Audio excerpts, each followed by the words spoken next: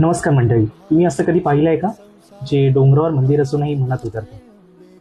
हो हो, तुम्ही नेमकं बरोबर ओळखलं. मी जीवदानी मंदिराचीच गोष्ट करते.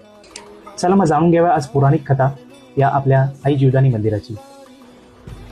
पौराणिक कथेत असं मानलं जातं पौराणिक कथेत असं मानलं जातं की महाभारताच्या काळात पांडवांनी आपल्या विरारला जीवदानी मंदिरात तिकडे येऊन काही काळ वास्तव्य केलं होतं व त्यानंतर त्या जागेला खूप पवित्र मानलं जातं.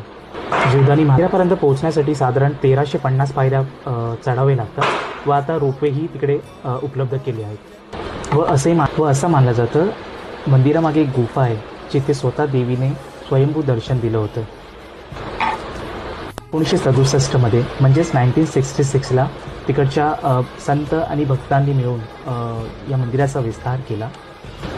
आज या मंदिरात देवीची भव्य मूर्ती असून या परिसरात पूर्णपणे शांतता आणि ऊर्जाता जाणवते. मग तुम्हीही प्रयत्न करा आपल्या आई जीवदानीला भेट देण्याचं, कारण श्रद्धेच्या प्रत्येक पायरीवर आपली वाट पाहते आई जीवदानी. धन्यवाद.